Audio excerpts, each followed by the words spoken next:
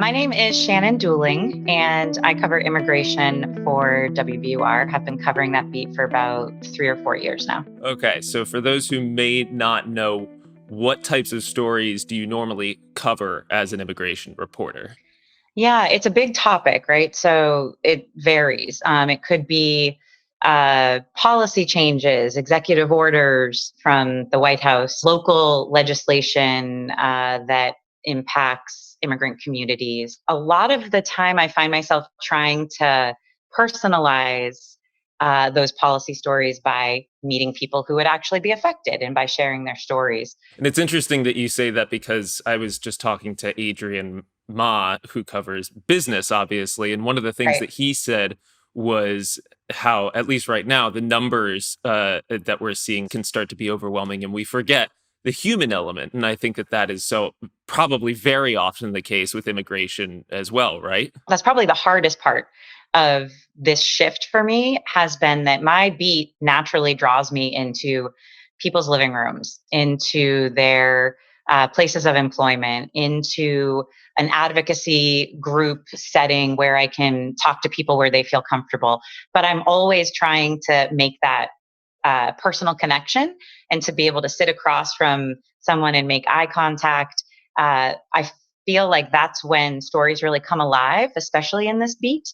And so that has been a big challenge in trying to figure out new ways to make those connections, and in some ways, figuring out a new way to report these stories. What do you normally cover in Boston as it Yeah. relates to immigration? It's sort of counterintuitive. When we think about immigration on a national scale or even international scale, we often have images of the southern border or even the northern border with Canada. But I think what I've learned over the last few years in covering this is that Boston is a very, very immigrant rich community. You know, we have the second or third largest Haitian diaspora in the country, second to New York City and Miami. We also have a very vibrant Central American community, Salvadoran, Honduran, Guatemalan communities throughout Boston, greater Boston. It is sort of counterintuitive to think of a place like sort of stuck all the way up in the Northeast in Boston as being a hub of immigration. But the sort of traditional immigrant tale, right, is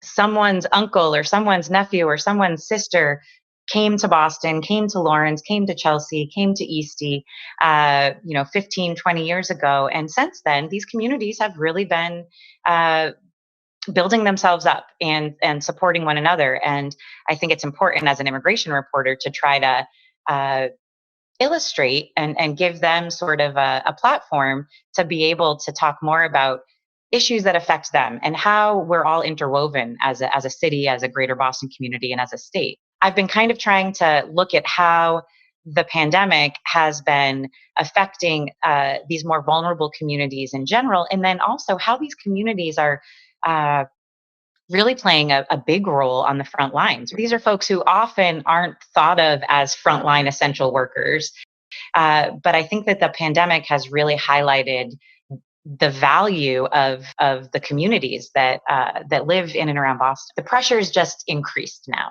and people's lives are on the line in a way that uh, they maybe weren't at such a severe level in the past. I know that one of the stories that you've been covering closely are the ICE detainees at the Bristol County Correctional Facility and the Right. controversy that's happened there. You know, it's sort of a vulnerable population on top of a vulnerable population in many ways. I started getting phone calls and letters from detainees who are being held at the Bristol County House of Corrections, and basically their concerns were there were 57 people sleeping in one room that could sleep up to 66, so it was almost at capacity. Here we have people who are incarcerated for civil immigration matters. They're being held in a facility in which they don't feel safe. There was a class action lawsuit that was filed shortly after we published stories about the concerns from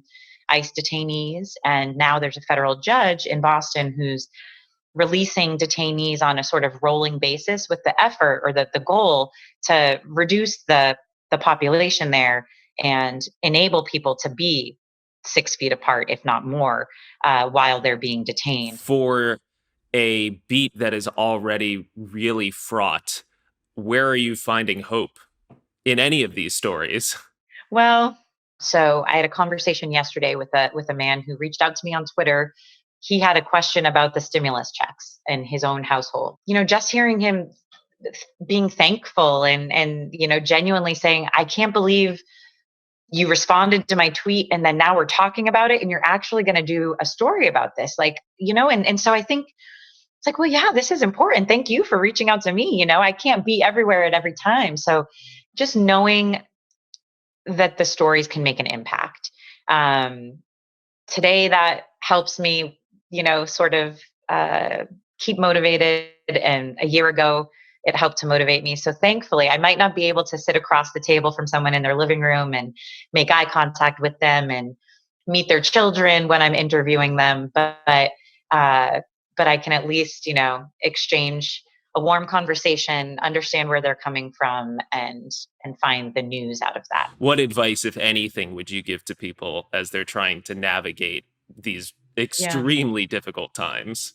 I think if you can find yourself grounded in the facts and find a source like WBUR where we do really take pains to put context and analysis around those facts, um, there is a sense of calm in knowing what's going on. Shannon, thank you. I know things are crazy right now, so I appreciate you giving us your time. You're welcome. Thanks for inviting me. Of course. Check out all of WBUR's coronavirus coverage. Go to wbur.org/coronavirus and listen to 90.9 FM. Thank you, Shannon. Thank you. Stay well.